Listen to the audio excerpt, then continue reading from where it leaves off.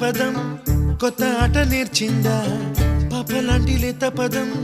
పాఠశాలగా కూనలమ్మ జానపదం పల్లె దాటి వచ్చిందా చవళిల జానతనం పాట చూపగా కుంచెలో దాగే చిత్రాలు ఎదురొచ్చేలా